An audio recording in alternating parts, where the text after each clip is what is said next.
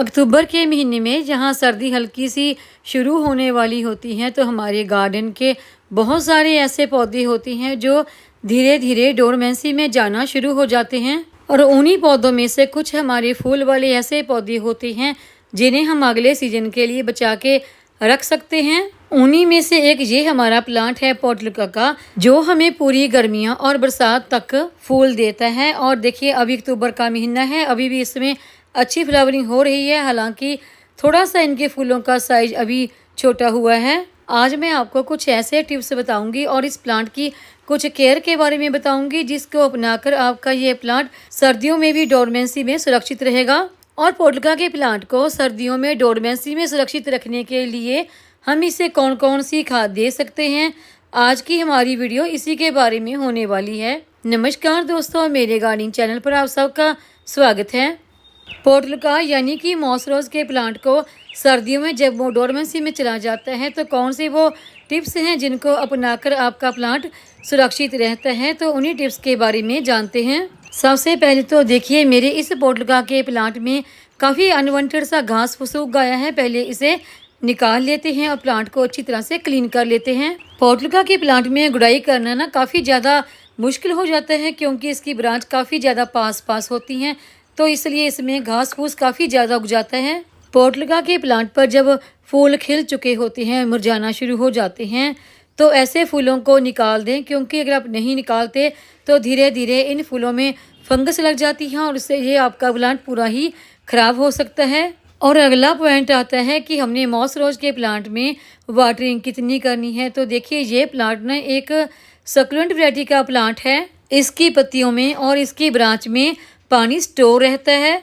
तो जैसे ही मौसम थोड़ा सा चेंज होना शुरू हो जाता है, यानी कि सर्दी का होने वाला होता है शुरू मौसम, तो आप इसमें वाटरिंग काफ़ी कम कर दें क्योंकि सर्दियों में तो वैसे भी ये प्लांट हमारा डोरमेंसी में जा चुका होता है और इसमें ग्रोथ नहीं हो रही होती। आप इसके गमले की मिट्टी को समय समय पर चेक करते रहें। अगर मिट्टी पूरी तरह से सूख चुकी है तभी गमले में वाटरिंग करें।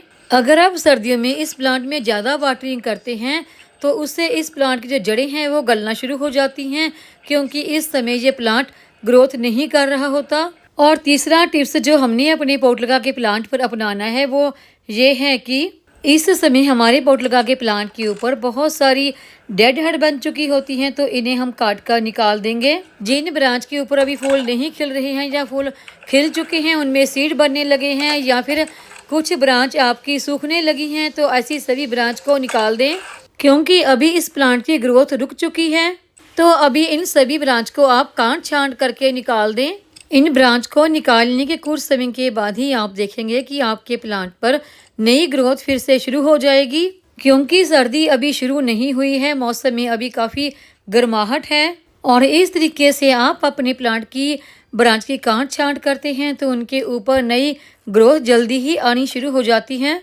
कटिंग कर लेने के बाद देखिए काफ़ी सारी ब्रांच आपके पास जमा हो जाती है। तो मैं तो ऐसी किसी भी ब्रांच को फेंकती नहीं हूँ, या तो मैं इन्हें किसी को दे देती हूँ प्लांट ग्रो करने के लिए या फिर मैं खुद ही इन ब्रांच को ग्रो कर लेती हूँ। इन्हीं ब्रांच में से जो कुछ मोटी और कुछ हरी भरी सी ब्रांच लगती हैं तो ऐसी ब्रांच को हम ग्रो कर लेंगे। जो कुछ सूखी हुई सी रहे ब्रांच उनको हम फेंक देंगे क्योंकि मोटी ब्रांच में रूट जल्दी डेवलप होती हैं। जो भी ब्रांच आपने ग्रो करनी है इस बात का ध्यान रखें कि उसमें कोई भी फंगस वगैरह ना लगी हो, बिल्कुल फ्रेश वो ब्रांच होनी चाहिए। इन ब्रांच को लगाने के लिए जो मिट्टी हमने तैयार करनी है उसमें आप गोबर की खाद या फिर वर्मी कंपोस्ट और कुछ भाग कंस्ट्रक्शन साइड की रेत का जरूर मिक्स कर लें।